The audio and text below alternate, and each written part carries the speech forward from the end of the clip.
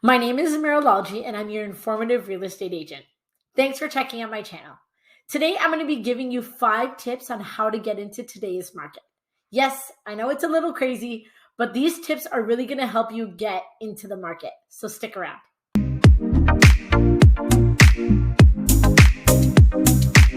All right, let's get right into it. But just before that, I do want to remind you that if you do enjoy this content, go ahead and subscribe, like, and comment. I want you to know every time I post one of these videos because I want to give you as much information as possible. All right, here we go. Our 5 tips in getting into today's market. Number 1 is starting off with a pre-approval. That is the most important step that you can do for yourself. Knowing your budget is the best information to help you get into today's market. I always suggest to go to a mortgage agent instead of going directly to the bank. The bank only has access to their own numbers and their own information, while a mortgage agent has access to up to 50 lenders. They can even get you access to a B lender just in case your credit report is a little low. They try to pull as many strings as possible to get you into the market and getting you that mortgage. If you don't have a mortgage agent, I can provide one to you. Now let's get that ball rolling. Get you pre-approved so that we can start shopping. All right, tip number 2. Don't look for your dream home right off the bat. With the prices being so high, finding out that budget is the most important, but as soon as you know that, we can start figuring out what you can purchase. Getting into the market is the most important thing you can do for yourself. A little story for you. I bought my house October 2020. It is now January 2022. And the last house that sold down the street was $250,000 over what I bought it for. So I just gained $250,000 in equity. Get yourself into the market, because what I did was I bought my first condo in 2019. I then sold it in 2020 and gained $70,000 in 1 year.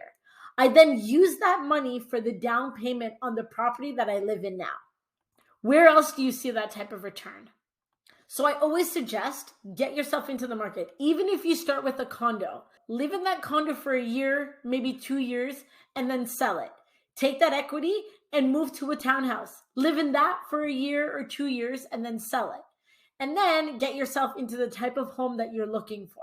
You're going to gain more equity by doing that, and it'll only take maybe 4 years to get into something that you really want to get into. Let's say the down payment is your issue.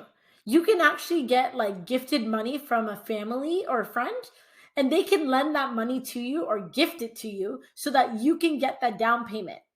And I'm going to tell you about the down payment structure at the end of this video, so stick around. Okay, tip number 3. I know you guys are seeing all these properties selling over asking price and probably freaking out.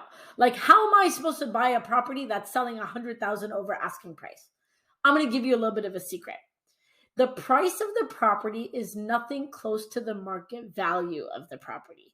What it's selling for is the market value of the property.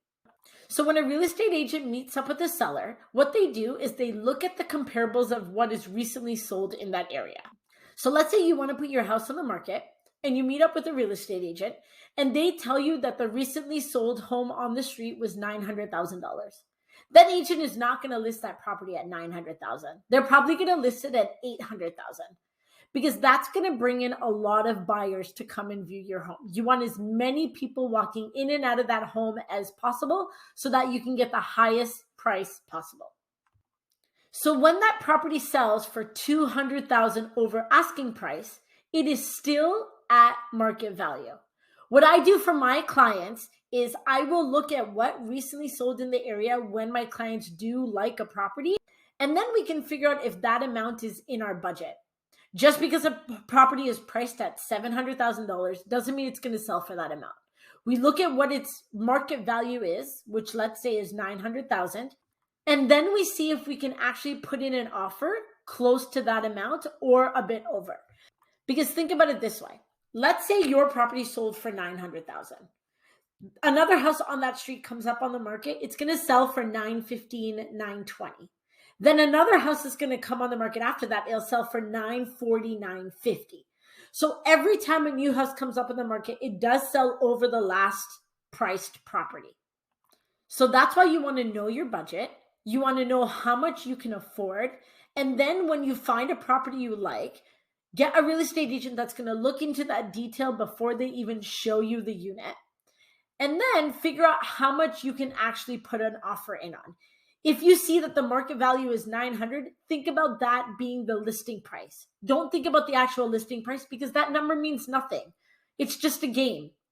This is why a lot of properties look like they're selling over asking price, but when you actually look at the market value, it's selling about 30,000 over asking. All right, tip number 4, properties with offer dates and properties with no offer dates. So what an offer date is after an agent lists the property for the price that is under market value, they want to have one day that every agent submits their offer so that the seller can look at all these offers all on one day. So it turns into like a bidding war and multiple offer situation. They do that because they want to try to get the highest price possible for their unit. And so they have everyone bring in an offer on one day, and every person tries to bring in their best offer possible. If your agent has done all their research prior to even viewing the property, you would know around how much this property would sell for and how much you need to put down on this property to obtain it if you really want it. Now, I always try to find properties that don't have offer dates for my clients, just so that we don't have to be in that bidding war situation. Sometimes these homes that don't have offer dates do need a little bit of TLC, but if you think about it, they're being priced at the actual market value or the actual price that the seller wants. I set up my clients on auto email lists, so that auto email list will inform you the day that that property comes up on the market. You want to jump on that property as quick as possible. If there's no offer date, that property is staying on the market for maybe a day.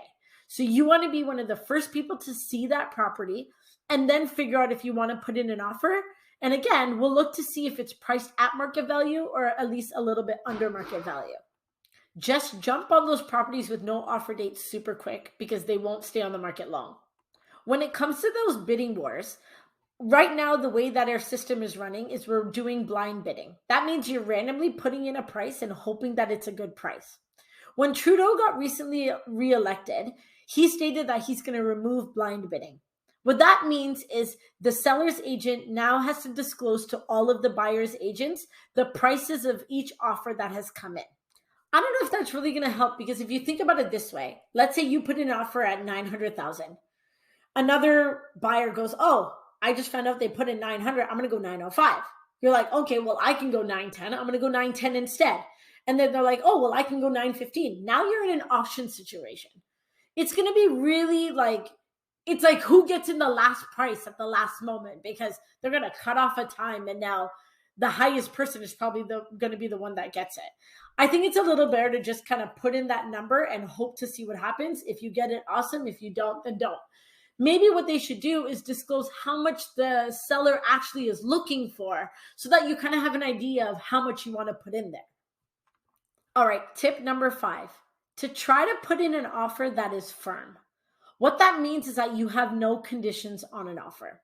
Sellers sometimes don't even look at offers that have conditions on them, because properties are just selling that fast. They don't want to have to go through the process of relisting their property if the condition falls through. There are 2 main conditions, and then when it comes to condos, there's one more. It's the inspection condition, financing condition, and status certificate. To help to not have these conditions in your offer, first off, we got that pre-approval to know what your amount is. Number 2, I don't ever ask someone to go at their max amount, because we want a little bit of wiggle room just in case something happens to the mortgage and you are putting in a firm offer. We also want to have a real estate agent that works with a mortgage agent so that they can talk throughout the process and figure out if you can go in firm. A mortgage agent is the one that can give you the best information for that. So I love speaking to those mortgage agents while we're in the process to make sure that you're safe when you're running through this. If a mortgage agent tells me that they don't believe it's going to be safe for the buyer, I would never suggest to go ahead and put in a firm offer, because you need to be protected.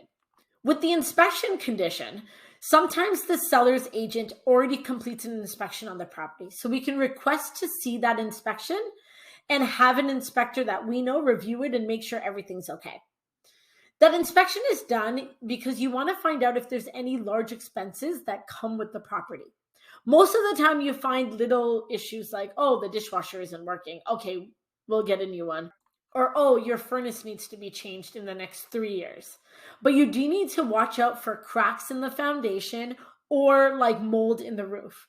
If an inspection is done and you find out that there's mold in the roof, you just found out that you're going to add another $10,000 to your expense. Is that something you really want to take on? If it isn't, you have the ability to back out with this condition that you've put into the offer. Now, for us to not have that condition in there, one, we'll see if the seller has an inspection already. But two, we can try to get an inspection done before we even put in an offer. But I would only suggest to do that if we are putting in a really strong offer and you really, really want the property. Also, when we do showings, I try to find out the year that the property was built. Maybe that makes you feel a little more comfortable. Oh, it's only a 5-year-old building. There shouldn't be too many issues with the home. Or we look around the property to see that there's no cracks in the foundation and try to see as much as possible through the showing. All right, guys, those are my 5 quick tips in getting into today's market. I'm quickly going to tell you about the down payment breakdown. And then if you have any questions, please throw them in the comments. I'm really good at responding back. And if you want to get in contact with me, look at the description because all my information is right there for you. All right, so down payment breakdown. Did you know that you don't have to put 20% down on a property? Here is the breakdown. So if you are purchasing a property, let's say at $800,000, the first $500,000 falls under the 5% down payment. So you can put a minimum of $25,000 on the first $500,000. The leftover $300,000 falls under the 10% down payment. So that would be $30,000 as a minimum. So if you're purchasing an $800,000 property, the minimum down payment would be $55,000. This only happens for any property under $1 million. If you're buying anything over $1 million, it has to be 20%. Also, this has to be on your primary resident. You can't purchase a second or third property for yourself as an investment property and then use the minimum down payment. It will always have to be 20% if it is a second or third property. Again, guys, thanks so much for sticking around. If you have any questions, throw them in the chat.